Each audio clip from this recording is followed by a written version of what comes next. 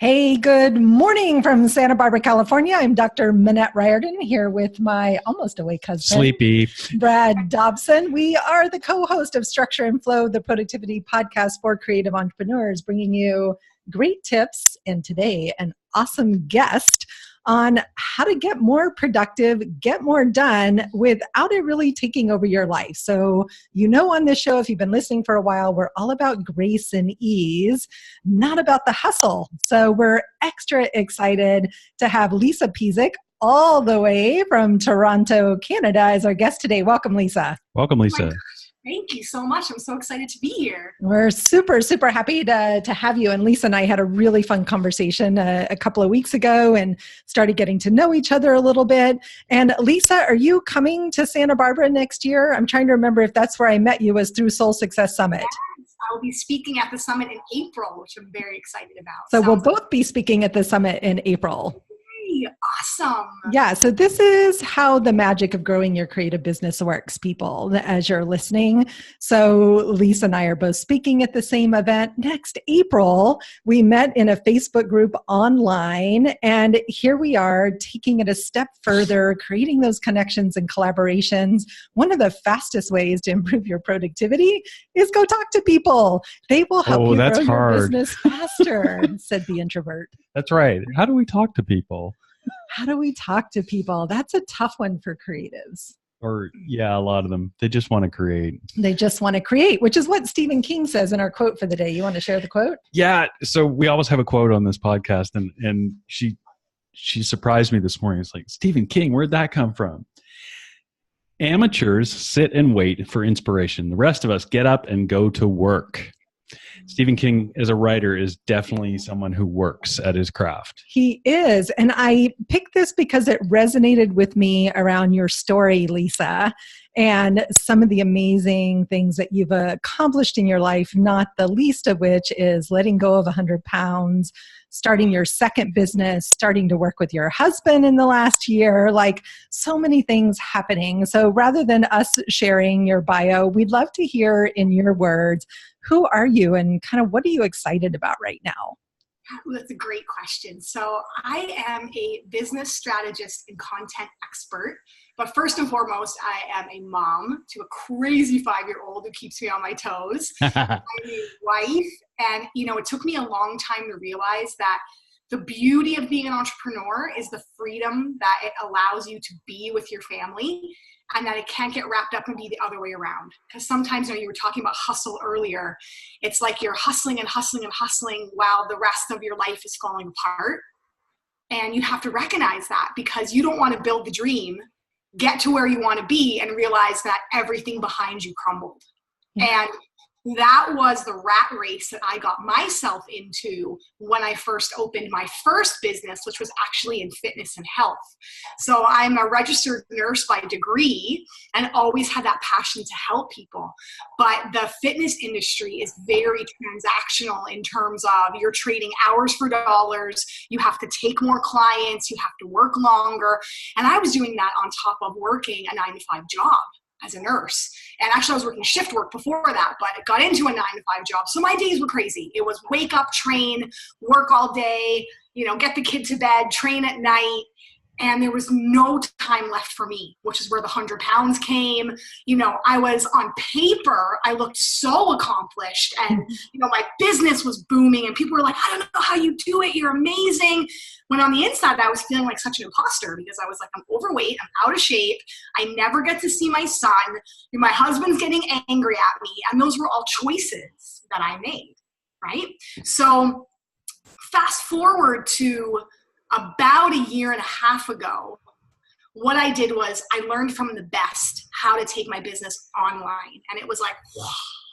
It's like the doors just opened when I realized the power of systems, the power of automation, the power of online courses, the power of social media, and just realized there was a different way to do it. Because growing up, I came from blue collar parents, which were like great advice, but it was like, keep your head down, work hard, work that job, be thankful for that job, don't make waves. And just this idea of entrepreneurship was just, out in left field. So got my business online, finally got my priorities in alignment, my health got better, my relationships got better, parenting got better, everything got better because of the choices that I decided to make.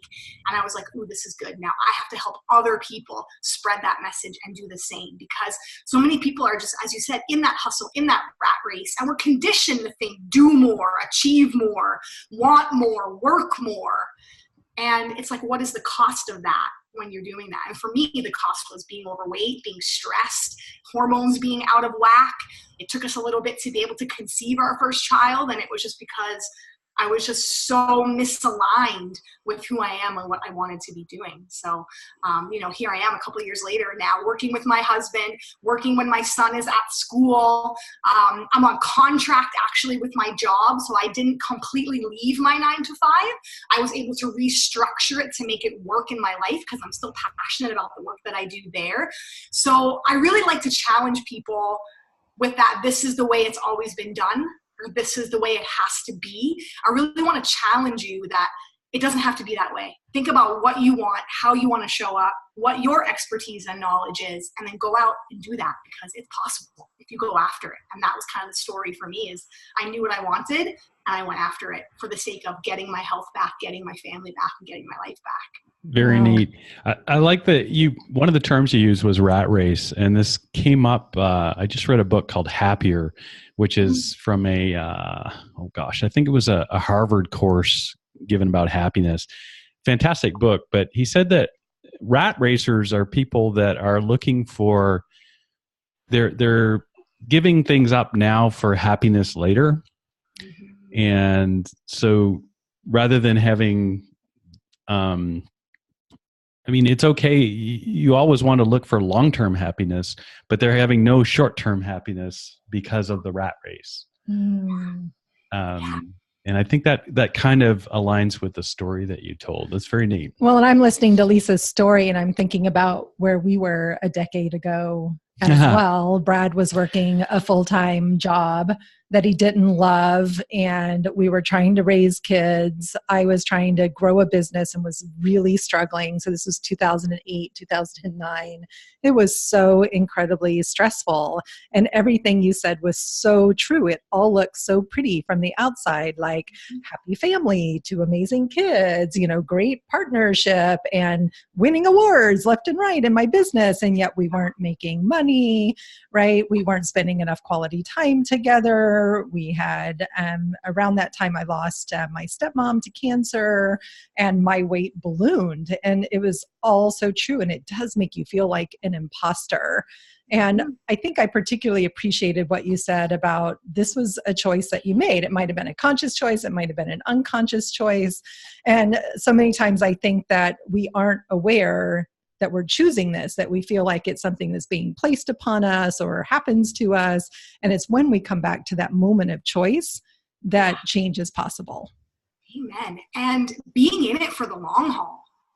Someone once asked me, what is a trait that an entrepreneur must have? And I'm like, it's resilience and playing the long game. Because again, it's so easy to compare on social media, and you're like, well, this person made this income with their first launch, or, they made 0 to 6 figures in 3 months. And then you're going, what's wrong with me? Why aren't I doing that? What am I doing wrong? And that's not the case. It's the daily intentional stuff that you do, that almost like that book, The Compound Effect by Darren Hardy, that leads up to, you can have that big boom, but there was some daily intentional work that was done to have that big boom. And it's doing that daily intentional stuff that probably nobody will ever ask you about. Right. Like writing social media posts, like showing up, giving freebies, blogging, podcasting, taking care of your health, connecting with children, like whatever that is. It's that needle moving, getting rid of the to-do tasky stuff and really tackling that needle moving stuff consistently day in and day out, that I think is what get, nobody knows that backstory behind, yes, they might have made 6 figures in 3 months, but what did they do consistently every day for those 3 months? Right. Like how many hours did they put in? How big was their team? Like the people that are going that big, that fast, they're not doing it alone, right? They have support. There's so many things I think that happen to make it go faster that are all important to the productivity puzzle. So you mentioned in your story, wife, mom, now couplepreneurs, right? Entrepreneurs, still working a job that you love. Like, how do all these different roles impact productivity from your perspective? Yeah, I am such a ninja with like block time. Like people are like, I don't want to put stuff in the calendar. I don't want to plan like every minute of my day. I'm like, oh no, I plan every minute of my day is accounted for. And that I think was a huge thing for me, to be able to get time back with my family, with my husband, with my son. It's like when I'm with my son, I'm with my son. And I'm not answering emails. I'm not thinking about anything else. Like when I'm on a date night or I'm having coffee with my husband in the morning, even if it's 5 minutes, I'm like, I am 110% there with my husband for those 5 minutes. When I choose once a day, that's it, to answer my emails. I only check emails once a day. I'm like fully in it with my emails, writing back to people. It's like whatever I'm doing, I'm blogging, I'm podcasting, I'm coaching as a nurse, I'm teaching, I'm doing, whatever I'm doing, whether it's mom, wife, nurse educator, because I teach as a nurse now, trainer, coach, whatever it is, it's like that has my 110% attention. And also blocking the right amount of time for that task. Because when I first started, I was like, oh, I get block time. I know how to do that. I can do that. And I'm like, it's going to take me, 20 minutes to do a podcast and 10 minutes to do a blog and 15 minutes to write a social media post. And I was trying to block all these things in like one time. And that sometimes technology doesn't work and emergencies do happen. It's like one thing at one moment can get your time. I think that myth of multitasking and doing 100 things at once, I really don't think that serves you, because your brain is just scattered. And then you may be producing, but I don't think you're producing to the best of your ability. If you were 110% focused, you could be more productive. You could write a better post. You could create something better. You could be more inspirational and show up with more energy or focus. You could be a more patient mom. I know, right? All those things. Yeah. And I love focus blocks is something we've talked about before I think we did a whole show probably on time blocks. And then Brad had a great strategy we talked about as well about focus blocks. And he had to practice. And so he started with... Yeah, I just started with really small, 10-minute blocks and then worked my way up to longer ones. The eventual goal was to get to that sort of Cal Newport deep work level of at least 90 minutes. But I was struggling with focus. And so it was a good way to habituate myself to just working that way. But I love the wisdom you're bringing in. It's very Zen, right? Is quite literally, that's the practice, is to be present and not separated by your thoughts and other things that are going on. To be in the moment, and that's a lot of what you're talking about, is to be able to bring your whole self to a single task. Yeah, and it's a gift, right? I mean, it's a gift to your kid, and it's a gift to your husband, to be that focused on them as well. And I think the appreciation we get back from clients, from family, is unique when we do that. And one of my very first mentors, she used to say the same thing, that she lived by her calendar. If it wasn't on the calendar, it didn't happen. And so we're huge fans of time blocking. But other than time blocking, what's your next best productivity hack? Because I know you have a whole bunch of them. I know power pockets kind of fall in that. That's what I was going to kind of add on to that, is though, even if you don't have 90 minutes, don't think, well, I can't do that. Okay. I'm super curious. I don't know what a power pocket is. So a power pocket is like, for me, it's like the busy mom's code of what we do sometimes to get things done. Like, this might be an overshare, but sometimes when I get that like 5 minutes in the bathroom to myself, I'm like writing something, texting something, getting an idea, taking action on a thought, waiting for 15 minutes to pick my kiddo up from school. That's one of the freedoms I love now being an entrepreneur. I don't have to miss dropping them off. I don't have to miss picking him up. That time is sacred. But if I'm just standing there for 15 minutes, I'll make the most of that. So I got a lot of stuff done in my business in literally like 15, 20-minute power pockets that add up to that hour, right? I mean, I think it goes back to that focus. But again, sometimes it is clunky. Sometimes it is messy. Sometimes you only have 15 minutes. So instead of saying, forget it, I can't even begin to wrap my head around this. It's like, take those 15 minutes, work in that power pocket, steal that time back, because, we say we don't have a lot of time. You do. You're just not analyzing that like dead time or that wait time that you have standing around. And then again, aligning what's the best thing that you can do in that time. I always like to say that whenever you're pushing for a goal or you're doing something big, there's 5 big moves to like what you need to do, right? And it's like beginning with that, like Stephen Covey, like beginning with that end in mind. It's like, what am I going to achieve? And then what are the 5 strategic moves that are going to get me there? And it's like, you may be able to do one of those moves in 15 minutes. It might not have to wait another day or Monday or next week. It's like, where is that dead time where you're just waiting around or standing around? So that's like a little power pocket that I have where I'm like, I'm just standing here for 15 minutes. I can still do something productive. So really thinking about not quantity in minutes, but the quality of those minutes kind of that you're putting in. So power pockets is another huge one. That's really brilliant. I love that idea, because I know my tendency is when I have those few minutes in between calls or, sitting in the parking lot waiting for our daughter, I tend to check into social media. So sometimes that could be a power pocket if I'm using that time productively to go create engagement, as opposed to just surf my Instagram feed looking at all the pretty pictures. So it's such a fine distinction that connects beautifully back to that moment of choice, right? And choosing to be intentional with our time. We make all of our clients do a time audit. And so it's so important that people just really understand where their time is going. So I have a question. We often use this podcast for free coaching. Nice. and one of the questions you posed was, what exercises do you take people through to design their day? And I would love to hear that. Yes. So my favorite word of all time is no. I don't think people use that word. I say no first.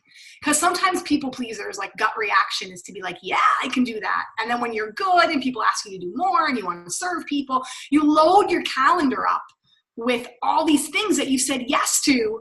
And then you look back and you're like, oh my God, my whole day is like, all these things that don't move the needle forward for you. So the first thing I tell people, get really comfortable with saying no. Say no first. And it might sound mean, but like make people state the case why you have to be the person that does this. Only you right now in this moment, right? Like sometimes when you start asking people deeper questions and you're like, well, am I the only person that can do this? Have you thought about talking to this person? Have you asked this person? When is the real deadline that you need this by? Do you absolutely need this by the end of today? People say, well, no, that's kind of when I wanted it for. They're like, I could actually have it by next Friday. And you're like, cool, then I'll schedule it later. So get really comfortable with saying no and asking those questions around, why does it have to be me and why does it have to be right now? Second, every Sunday is like kind of like my reflection day where I journal and I take that like white space time where I'm not mom, wife, coaching. I'm like thinking about my business. I look at my week and I see, is there anything that I can flat out just cancel? Like, is there anything that just does not need to happen this week? Anything I can move, anything I can shift? People, we worry people are going to get mad or people are depending on us. And we put all this false pressure on ourselves where 9 times out of 10, if you're just honest with people, if you're like, hey, I got this big deadline or I'm working on this, people understand when you explain, not that you have to explain, but when you kind of explain why you're doing what you're doing and why it's so important to you, people get it. So it's like that open communication when you're people are asking you something, and when you're in turn, giving something. It's like just making sure that you're always, keeping those lines of communication open, and that understanding is there, that you're really, truly doing the things that move your needle forward and move other people's needle forward. I love that. It's all about managing expectations, right? Yeah. So say no, look at your Sunday, have a good bird's eye. Because when you're in it, you're just like sometimes going from like task to task to task, to thing to thing to thing. But you don't have that like bird's eye view to go, it's easy to look at a day and be like, here's all my to-dos. But then when you look at a week, sometimes you're like, whoa, right? Like you're like, I way overscheduled myself. Like that's another Stephen Covey tip that, I've been rereading the 7 Habits lately, and such good reminders, but that's something he says. And I think it's so crucial and we say, you need your annual view, your quarterly view, your monthly view, your weekly view before you get to the daily task list to make sure that it's all connected. Yeah. And you need to know what those needle moving things are in your business. Other people could be telling you, oh, you need to do this and you need to reach out this way and talk to this person. But that might not be true for you. Only you know kind of what those necessity things are that you do in a day that has to be done, right? Like I have what's called like a production calendar. So I know exactly what I'm focusing on. I know when I'm blogging, when I'm podcasting, when I'm going live on social media, when I'm doing newsletters, and it's like one focus a day, and that's it for me. And that's kind of how I don't try to do all those things in one day. It's like I have it blocked out, and that has to happen first. So I'm like, if I'm going to podcast first, then I can answer social media messages, answer email. It's like, you have to be a little bit selfish as an entrepreneur and be like, me first, my needs first, because if you're constantly giving away all those pieces of you, then you're not going to build that business that's aligned with how you want to show up and how you want to serve, right? You're going that's interesting. I think one of the struggles that we've had is how that editorial calendar and even the developing promotions and that type of stuff can eat your shorts in terms of moving the needle. Obviously, promotional calendar and your work that you do there is to actually sell things, which is great. But by the time you add a podcast and blogging and email marketing and social media and engagement in social media, that's a lot of bandwidth on its own. And then all of a sudden you're not doing business development things. And we're kind of running into that because we're trying to develop a few different brands right now. And there's this balance that we haven't figured out yet in terms of what moves the needle best.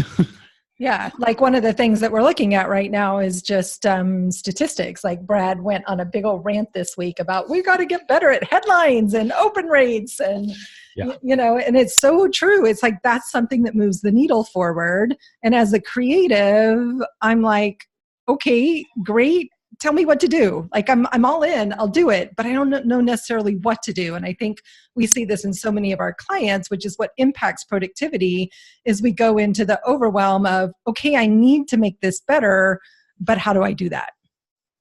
Yeah. And it goes back to that more isn't always better. Like you got to pick, I always say like pick one and rock it. So like social media, people are like, what do I do? Do I do Facebook? Do I do Instagram? Do I do LinkedIn? Do I do YouTube? I'm like, pick one and consistently show up and rock it. Do I blog? Do I podcast? Do I write? Do I this? Pick one and consistently rock it. Then when you identify a learning need, you're like, okay, nobody's opening our emails. If we need better subject lines, that is your quarterly focus. So again, like I always have all these grand plans too, and I got to check myself where I'm like, I want to be a keynote speaker. I want to be a New York Times bestselling author. I want to write a play. Like I have all these grand things that I want to do, but I'm like, I can't write a play, write a book, write keynote speeches all at once. Like you've got to you're like, okay, for the next 3 months, I'm writing that book and that is it. For the next 3 months, I'm taking a course. I'm rewriting email subject lines. I'm putting stuff out, I'm testing it, I'm tweaking it, I'm following it. See, as creatives, that's the curse of being creative. And the curse and the gift. Right? It's like everything grabs your attention and you want to jump to that next thing. And it comes from that place of you want to be the best, you want to serve people, you want to learn, you want to grow, you don't want to get stagnant and stale, right? As creatives, we love new and fresh and exciting. And we work hard. But you have to, again, it goes back to that, like playing the long game. Like I believe that you should work quarterly in things that you're trying to change in your business. So if it's email subject lines, make that your end of the year till January, October, November, December, maybe January. Like that's your focus then, because then you can truly make change, tweak, test it, learn. That gets your 110% focus. Yeah, I love that. Such a great perspective. Yeah. So much juicy stuff we could talk about, but I'm really curious about, because we have a lot of freelancers, we have a lot of people that are still working day jobs, and you have a real attitude about the word side hustle. Yeah. Can we talk about that? I don't like it. I think, and I used it for such a long time, and I didn't realize that like cascade in my brain of what that was creating by calling it a side hustle, because it made me think that it wasn't important. And anybody that's working a side hustle or has a project on the side, the reality is when you're not working that 9 to 5 or 8 to 4 or 12-hour shift, if you're a shift worker or whatever it is, and then outside of those necessity things like your family and that stuff that has to get done that needs your attention, you're working that side hustle or that passion project. Your constant focus and attention is relentless on growing that thing, or you wouldn't be doing it. So I don't think we should call it a side hustle, because it minimizes the work that you're doing. It minimizes your attitude towards it. It minimizes the way, it's almost like you're afraid to say it. I think you're like afraid to say it when you call it a side hustle. You're like, well, I'm a registered nurse by degree, but I got this side hustle where I coach people in business and, content and social media. And it's like your confidence and your tone changes when you call it a side hustle. I love that. I never thought about it from that perspective. So I've been making art for a while, recently selling my art, and I always thought about it as first a hobby, then another revenue stream. I never thought about it as a side hustle. That would feel really icky to call it that. And yet people do that. Plus, I don't love the word hustle, period. Yes. Right? I don't think we need to hustle. I think we need to focus. And we need to commit, and we need to, like Stephen King said, we need to just get up and go to work. And in fact, I talked to a woman who's a landscape designer, mom of 2 young kiddos. She's in doing a business training class and trying to get her contractor's license. Like, she has all this stuff going on in her life. And she's like, I don't know what to do. And I'm like, I think what you need is just some patience. Right? That because given the nature of all these things that you're doing, and her husband is a writer, and so, all these things are happening. So just that noticing our attitudes towards things, our own natural sense of impatience, and hustle implies impatience, as opposed to, as you said, doing the planning, putting the groundwork in. Right. And stopping and asking, like, it's such a simple question, but is this making me happy? Like, do I enjoy doing this? Is this what I want to be doing? Yeah. Right? Yeah. It's like sometimes, that can be a blessing and a curse too. Sometimes when you take something that you're really passionate and good at and make it a job or make it an income producing activity, because then sometimes it feels like work and it doesn't feel like the joy that you once got being creative and doing that. So I think it's okay then to maybe step back and say, I love teaching group fitness classes. That was how I started. Like, I loved being on stage. And what I take from that is I love being on stage. I love speaking. I love being on podcasts. I love giving speeches.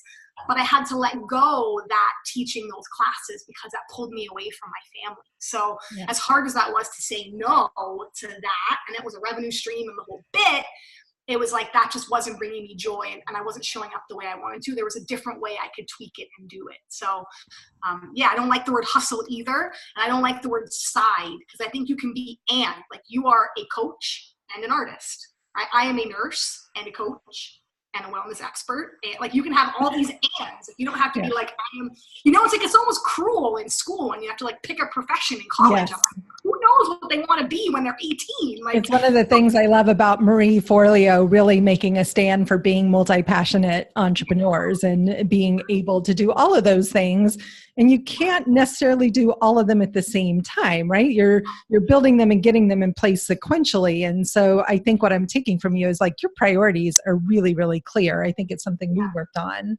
Oh, definitely. Over the last few years as well. Yeah, that's a tough one. Priorities is, well, and it relates to what I was discussing earlier. It's if you're not clear about them, it's like core values, right? If you're not being guided by those things, your days just become unfocused, and you're working on minutia that don't move the needle, like you talked about. Yeah, and knowing, what I always say, you have to know what you're willing to sacrifice and what you're not willing to sacrifice. And for me, I'm not willing to sacrifice time away from my son and time away from my family. So it's like, if I don't get my stuff done by like 5, 6 o'clock at night, then I'm going to be upset, because it's like, that's time to get dinner on the table, talk about the day. He's a little one, so it's like still, bath routine story. He wants 17 stories, which I do, but it's like that motivates me, that I'm like, I got to get my stuff done by this time and be really clear and intentional. Because if I don't, then I got to make that hard choice between, do I take time away from my family? And then the mom guilt comes in, and that's a whole other side topic about mom guilt. Yeah, I was going to say, we could do a whole podcast on that. But I'll let y'all talk about that. Well, I think there's dad guilt too, right? Oh, sure. Yeah. Parent guilt, 100%. I shouldn't say just mom guilt, but it's like, you don't want to put yourself in that position, because that's mom guilt and dad guilt and parent guilt. Guilt serves no one. So for me, 100%, I'm like, you have to know what you're not willing to sacrifice. And then you got to get really intentional about, are you getting those important things done so that you can live that life that you do those things. I love it, Lisa. So many great tips.